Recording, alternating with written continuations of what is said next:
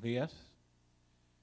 Agradezco a los organizadores del evento, especialmente a la Fundación Estudios de Derecho Administrativo, a la Universidad Católica Andrés Bello. Bueno, este tema ya ha sido tocado, he visto en ponencias anteriores, es imposible no hacer referencia al tema de las expropiaciones frente a vías de hecho o expropiaciones disfrazadas y no tocar el tema del procedimiento de rescate e intervención de tierras previsto en la Ley de Tierras y Desarrollo Agrario.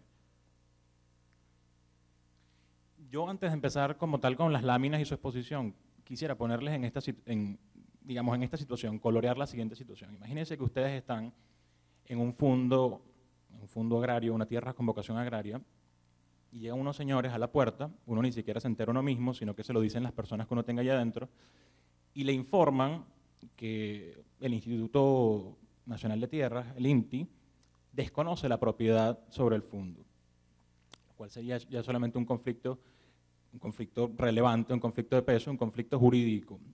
Pero si además les digo que la advertencia normalmente viene acompañada por el hecho de que los señores del INTI vienen acompañados por la Guardia Nacional y unos terceros completamente desconocidos que llegan al fondo en virtud de una llamada medida cautelar de aseguramiento y que van a tomar posesión inmediatamente de la finca, pues ahí ya no les estoy hablando solamente de un problema de relevancia jurídica, uno de los cuales podamos hablar en un foro como este, en un tribunal, etcétera, etcétera, debatir y razonar, sino que estamos hablando de un caso paradigmático ya de fuerza aplicada a las personas y a las cosas.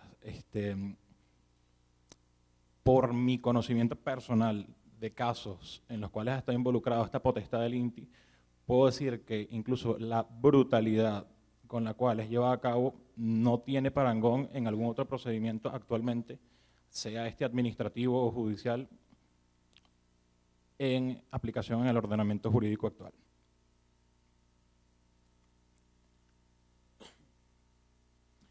He querido enfocar mi ponencia el día de hoy no solamente en una descripción del procedimiento de rescate, cosa que es bastante, sería bastante sencilla luego de su lectura y análisis de la Ley de Tierras, sino también enfocarme en lo que han sido, por la aplicación práctica de este procedimiento y por las defensas que han tenido que esgrimir los afectados, que han sido ya bastantes, esbozar una posible estrategia de defensa e ir criticando y evaluando la consistencia del procedimiento aplicado actualmente.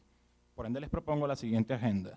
La primera, hablar un poco de los antecedentes del procedimiento de rescate, para luego hablar de algunas actuaciones procesales requeridas para evitar que queden firmes los actos sucesivos de ese procedimiento, los posibles argumentos de defensa, que es lo más importante, creo yo, y unas recomendaciones complementarias que pueden ser bastante discutidas y discutibles, ya que, como les digo, estamos hablando de una cosa, bueno, que tiene sus ribetes particulares. En primer lugar, el INTI viene notificando a diversos fondos y a sus propietarios sobre la apertura de procedimientos de rescate por considerar, uno, que dichas tierras son baldíos, pues las empresas supuestamente no son propietarias del mismo, es decir, está cuestionando, como les dije, la propiedad sobre dichos fondos.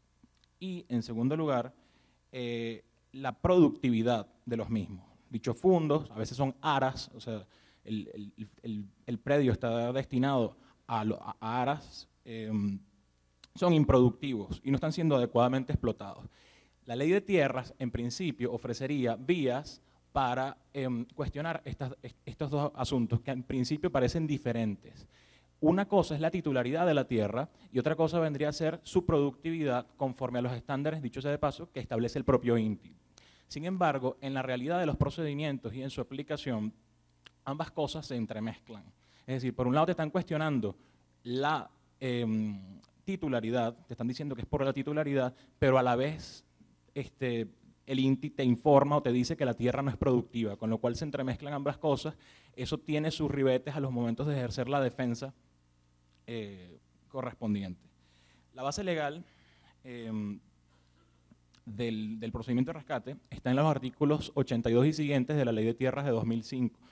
la cual, por cierto, reedita un texto que fue el de 2001 y que fue declarado inconstitucional por la Sala Constitucional del Tribunal Supremo de Justicia en sentencias de 2002 en el caso Fedenaga, utilizando ciertas, a mi juicio, artimañas de dudosa técnica jurídica, fueron reeditados estos artículos. Ya la Sala Constitucional incluso había dicho que este procedimiento y sobre todo su ejecución podía, bueno, y afectaba de hecho, y afecta a mi juicio, el derecho a la propiedad privada. El artículo 82 específicamente dice que el INTI tiene derecho a rescatar las tierras de su propiedad que se encuentren ocupadas ilegal o ilícitamente. Esto es muy importante por cuanto, en primer lugar, tendrían que ser tierras de su propiedad y, en segundo lugar, que tendrían que estar ocupadas ilegal o ilícitamente. Sobre el tema de la ocupación ilícita o ilegal, hubo en principio, bueno, algo de dudas con respecto a esto, luego fueron aclaradas por la jurisprudencia y quizás no es lo más importante. Aquí el tema es la propiedad. El INTI señala que las tierras son de su propiedad. ¿Qué ocurre? Si el INTI dijese que las tierras son de su propiedad y yo convengo como particular en ello, yo no tendría mayor problema en aceptar un procedimiento de esta índole, porque el artículo mismo dice que son tierras del INTI, no es un asunto controvertido y por ende podría ser perfectamente dilucidado en sede administrativa. El problema es que, precisamente, los particulares no reconocen los acertos del INTI en cuanto a que el fondo en cuestión es de propiedad de dicho organismo. A mi juicio, la extralimitación, una primera que está ocurriendo, es en cuanto a la interpretación de este artículo que acabo de citar, por cuanto, si hay desaveniencia con respecto a la titularidad, conforme al ordenamiento jurídico actual, el INTI no tiene competencia para determinar qué fondos son de propiedad privada o de su propiedad. Ningún artículo de la Ley de Tierras, ni en otra ley especial, le asigna esta competencia al INTI. Por ende, conforme al ordenamiento jurídico vigente, Código Civil, Ley de Tierras Baldías y Ejidos, etcétera, etcétera, a quien le corresponde determinar si la tierra es o no del INTI es al Poder Judicial. Y aquí ya viene una primera, digamos, ya es un primer encuentro que tenemos con la arbitrariedad. El INTI dictamina por sí mismo que las tierras son suyas y va a rescatarlas.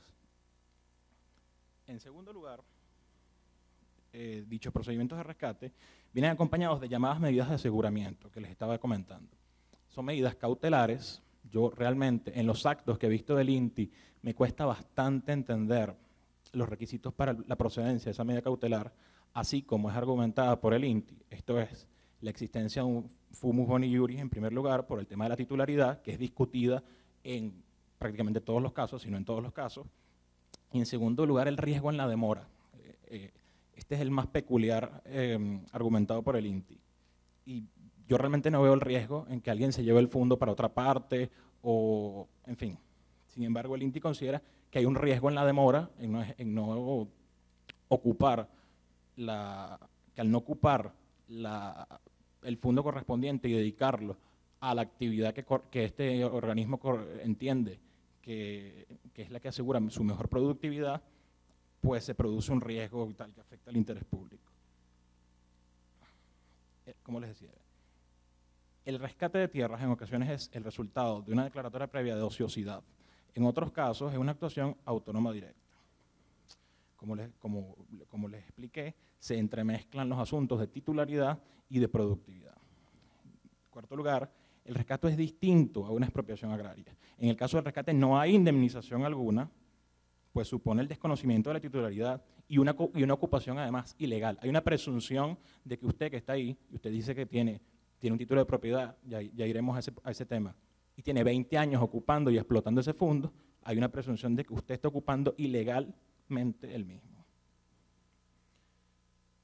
Existe un riesgo importante de pérdida de los fondos sin indemnización. Yo creo que el tema de la indemnización es crucial dentro de las distintas garantías que compone la institución expropiatoria, y yo creo que entre otras cosas eso es lo que ha motivado, esto es una apreciación personal, la reciente comisión que se ha creado entre España y Venezuela para evaluar el tema de las fincas propiedad españoles.